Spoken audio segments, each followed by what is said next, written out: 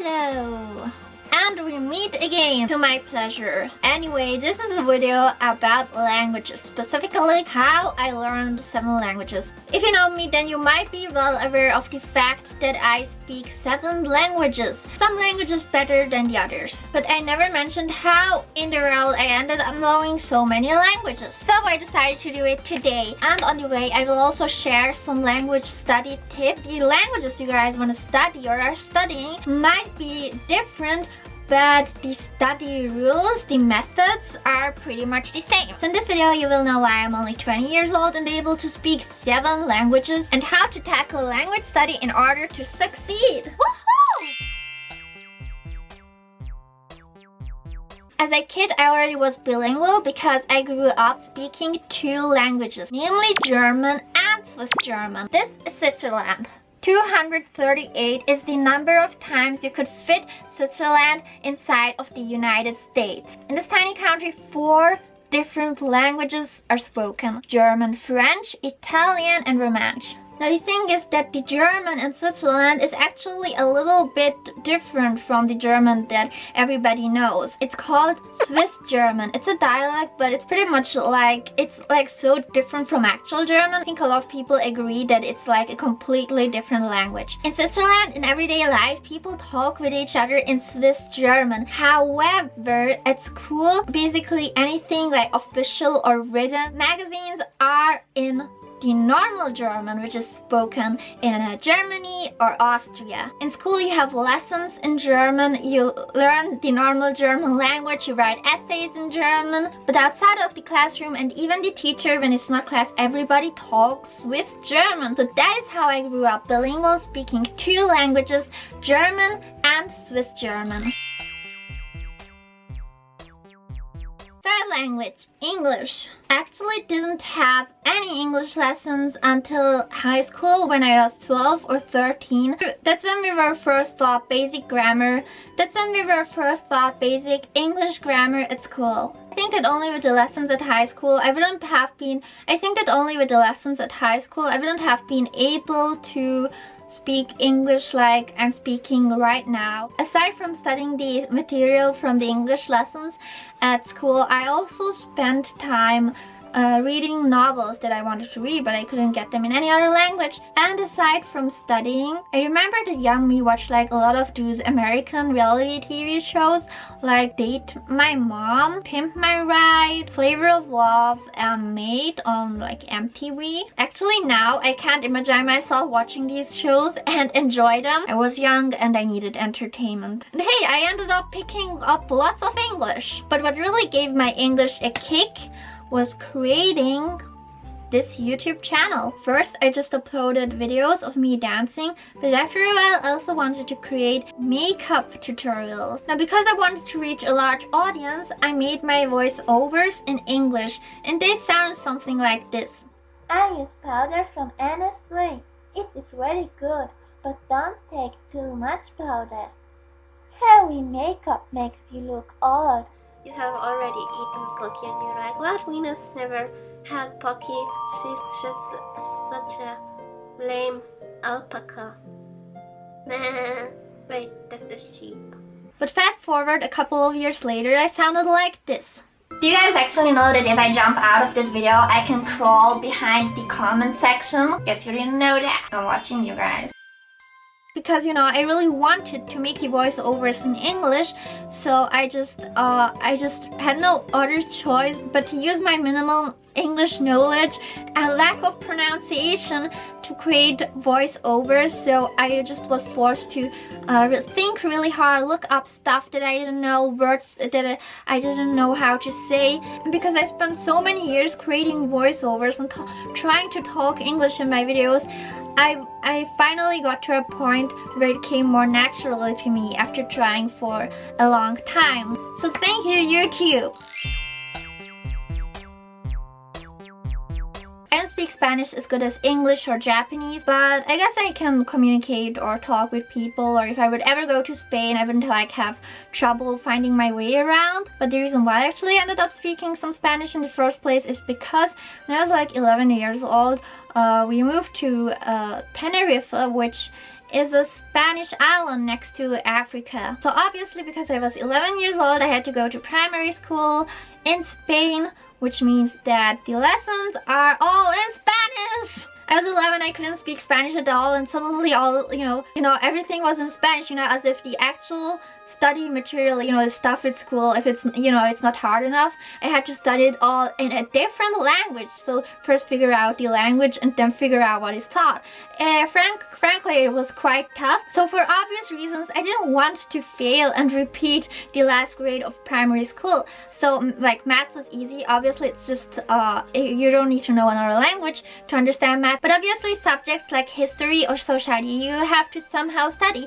So I just spent hours memorizing textbooks. So I just memorized everything word by word, what is written in the textbook, which topics would come up in the test. Didn't really completely understand the material. So whenever there was a test, I actually had to memorize 5 to 8 A4 pages full of text. Now I actually don't retain any information of what I've memorized years ago. Spanish, I was able to pass the class with just memorization, but it's not a good long-term solution.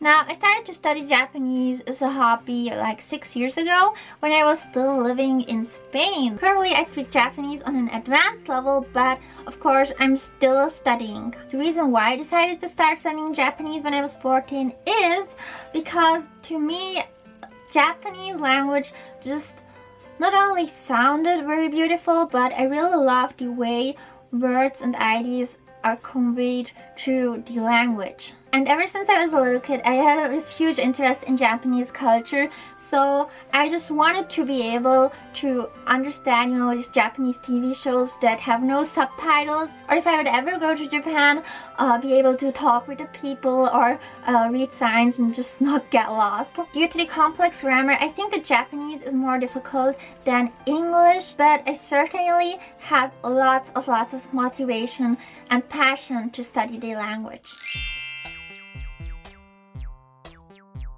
When I was 17, my family moved to the Netherlands where they speak Dutch, and I had to go to a new school again. I was able to get my Dutch to intermediate in just 2-3 months, thanks to Dutch being so similar to German. But I didn't have any reason to continue my Dutch studies anymore when my family decided to go to South Korea, so there I attended a language school to study Korean.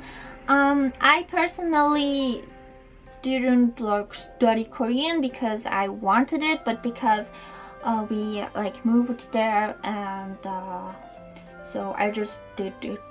So when studying Korean, I sure noticed that there are some similarities in both grammar and how the words sound to Japanese language, but your Japanese really has to be on an intermediate or advanced level to kind of spot these similarities between Korean and Japanese language. But this experience has also taught me, if you want to learn a language as fast as possible, going to the country where the language is spoken in, living there, and going to a language school, taking the intensive course, this will work. It's the fastest way to study a language, but you really have to put the work in it. And this was my story on how I ended up knowing 7 languages. So as promised, I'm gonna show you some tips and tricks that apply to any language you want to study.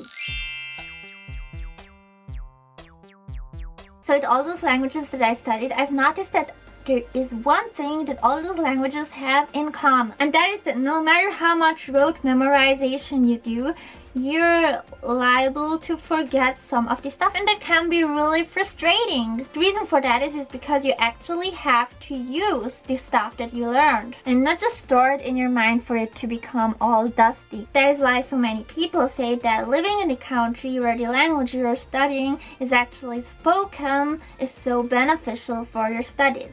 But obviously you just can't teletransport yourself into another country to study the language. And I guess this is just one of the language study obstacles people have a hard time to overcome. So if you're currently finding yourself in this position that you're studying a language but you have nobody to actually talk to, well, I can recommend you this application on my phone.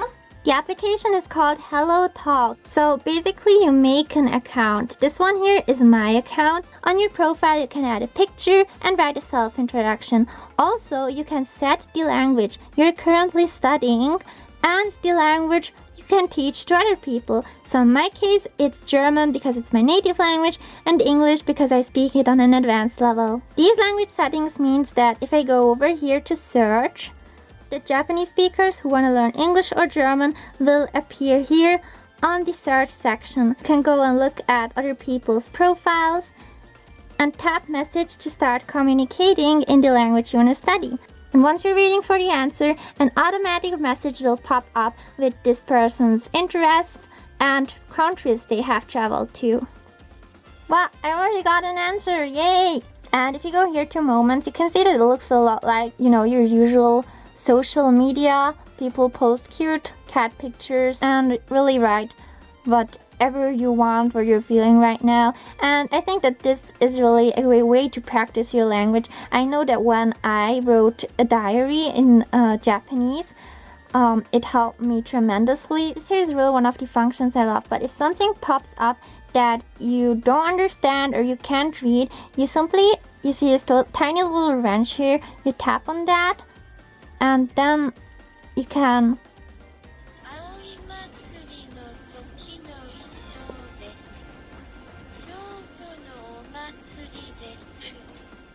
So see, thanks to the speak option, you will actually be able to read what you couldn't read before. Instead of speak, you can also use transliteration to easily find out the spelling.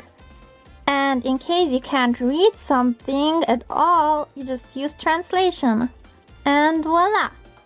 Or just bum bum, quickly double tap to translate. Now here the translation is in German, but yeah, you can really switch it to any language in the world.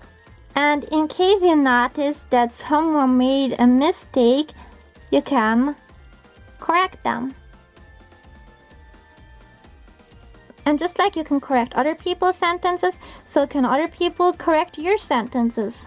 So it's basically like social media, except that it's actually productive. You can have fun while getting closer to your goal and even helping others learning a new language.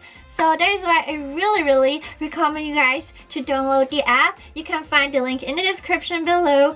I really recommend it if you guys are studying a language. Hello Talk is 360-degree free and you don't have to pay anything at all. If you want to learn more than one language at once, first of all, congrats, you must be really smart. Well, then you will have to get a VIP subscription, which costs money. But overall, it's absolutely free. Yahoo! To download Hello Talk, click the link in the description below. And hey, if you make an account, you can actually even message me at hello_Venus Angelic. So do it. Now on to more tricks that will help you study a new language. Find a good study book. Now what a good study book is really depends on the person and the country where you live in, because not every country sells the exact same study books for the same language. However, not every study book is suitable for you. So that is why it's absolutely okay to, buy a couple of books and just learn which one is the right one for you through trial and error. However, one type of book I absolutely cannot recommend are those sentence books, which I mentioned before. The ones, they're sold in the language study section and they seem kind of touristy. They have those example sentences with the translation of the language you want to study in. The problem with those type of books is that they may teach you some vocabulary, but in the end you won't learn any grammar. You actually can't just memorize all of these sentences because you're not a robot who, installs sentences and then just blurts them out. You're human and you have to be able to communicate with your own thoughts and feelings.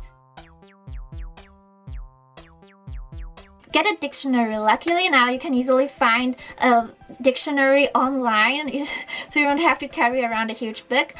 But then you basically just think of a topic and words related to that topic. For example, kitchen, fry pan, egg, spoon. And you write this long list of all words that are related to kitchen, and then you write them on Then you write them on flashcards and go through the flashcards until you've memorized them all. then you try to write sentences with these words, and you know, or if you have a smartphone, use the memo function so you can note down vocabulary, grammar, and sentence structures whenever you encounter one that you don't understand outside of your study sessions. Really recommend this one. Same goes for the Hello Talk app. You talk with someone in the language you're currently studying and your sentence, you know, your grammar gets corrected, then you can, you know, note down what you did wrong and then revise, and you won't make the mistake again. To really reach your language goal, you need to find motivation, a reason why you're studying the language and what will bring you to the goal. If you can't come up with a motivating reason for yourself, I can tell you right one. For example, being able to speak more languages means that you can talk to more people and more possibilities are born. Plus, you learn about an entirely new culture and way of thinking. You know, learning Japanese has actually changed my life. If that isn't enough motivation for you, then you probably don't like unicorns. Try to find connections and similarities with your own language and the language you're currently studying. Just put your goggles on, and I can tell you, you will be surprised that you can actually find a similar grammar structure or words that sound slightly similar in the language you're studying. Also, the more you proceed in your language study journey, try to avoid using too much of your own native language in your textbook where you take notes. Except for translating vocabulary, you should just keep it in the language you're currently studying as much as possible. That's what I always do, and I think it helps me tremendously. Yay! And this is all I have for today, and I had quite a lot to say, because if I'm just like passionate, if I really have lots of feels, then I'm just gonna talk a lot about it. I hope that you guys could learn some new language study tips and tricks, and now you also know the mystery of why I am able to speak 7 languages. And if you haven't already, make sure to download Hello Talk. The link is in the description below. I really recommend it. It has all the addictive components of social media, except that it's actually productive. How awesome is that? I look forward to hearing from you guys. See you until next time. Bye bye boo.